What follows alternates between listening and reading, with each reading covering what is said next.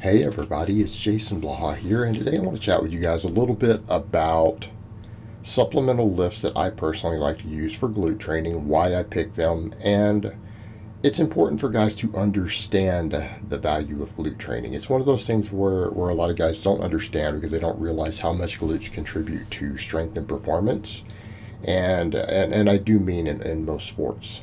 Having strong glutes, strong hips, things like that will make you a better athlete.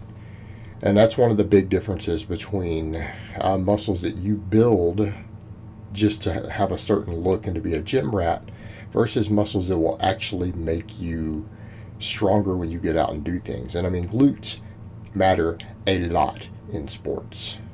They matter a lot in sports. Glute strength will actually get you a pretty long way in a lot of sports. It's a good idea to have strong glutes. Then we kind of get into the whole, almost to get sidetracked for a moment. Something that guys don't understand. Guys who train for looks or train to get girls, like realistically, if you were to look at research, listen to women, things like that, your glutes would probably be your number one priority.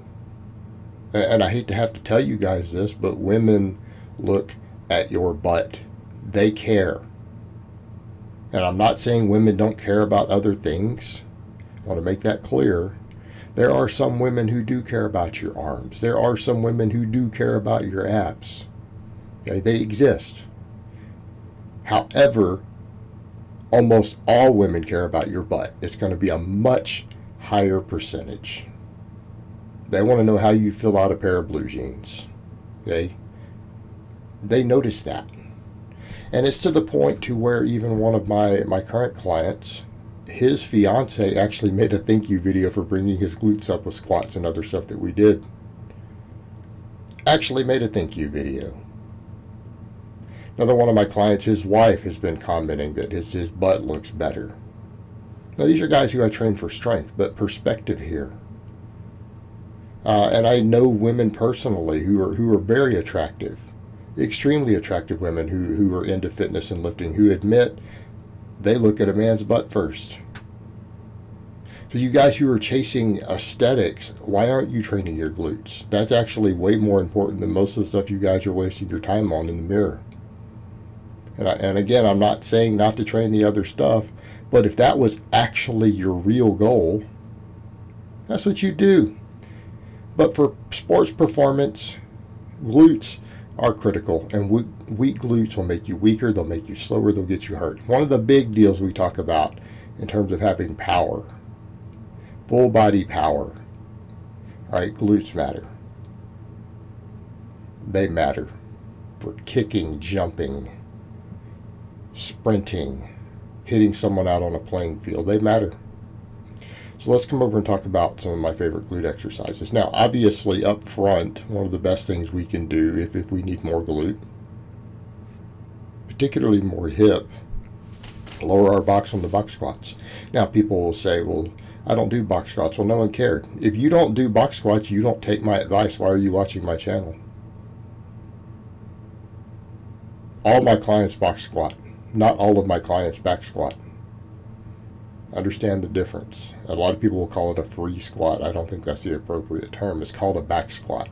Just because you choose to do box squats doesn't mean we change the name of primary classic lifts. But deeper box squatting will help. Right? So someone who has a glute weakness, and especially even combined with a hip weakness, one of the things we'll do is we'll take their speed work and we'll take it to a lower box. Okay, that's one solution, and it's helpful. Obviously, if we do lots of good mornings, our glutes are going to grow. And we could argue that the bent knee good morning, right, a power good morning, as opposed to a straight leg good morning, is going to emphasize the glutes a bit more. Whereas when we get a little more hamstring with the straighter leg. Those things are helpful. They're really helpful. But what about when we need to bring it up another notch? Well, that's where stuff like the glute bridge and the reverse hyper come in. Okay, the glute bridge is a very obvious one. Now, a lot of people will say, well, I think the hip thrust is superior or whatever. Well, your opinions are garbage. No one asked you. No one asked you. I think you're wrong. And I'm someone who has done a lot of hip thrusts. You guys have watched me do like 5 by 10 with 455 on a hip thrust. Okay? That's when I quit doing it. They're harder to set up. They require more equipment. They bruise your hips easy. When you start getting strong on a hip thrust, and you guys who are playing with 300 pounds, 225, you're still playing. You're not strong yet. They're fine, but when you start getting up past 400, it starts bruising your hips even with the pad. It's just the way it rolls in at the bottom. It bruises your hips, creates discomfort that lasts the next day because your hips are bruised up. And I don't think there's any real benefit. Yes, there's a longer range of motion, but when we think of what we're doing with the glutes, we're more concerned with that movement on the peak on the way up, because we get plenty of the other with other movements, right? Our deep box squats and stuff do what we want out of the hip thrusts. Okay, they already do that, and we're already doing those exercises, aren't we? Right? You're speed squatting. If you're not speed squatting, I don't know what in the hell you think you're doing. But I digress. Over to the point. Glute bridge. It allows us through the more effective and difficult range of motion of the glutes. It lets us use a lot of weight. It's easy to set up. It's fast to set up. If you have a deadlift jack, it's really fast to set up. You don't need any other benches. You just need to lay on the ground. In my case, you use a towel, and you just do glute bridges. It's very fast, very effective way to set up. And again, it's extremely effective. It will hammer your glutes and your hips,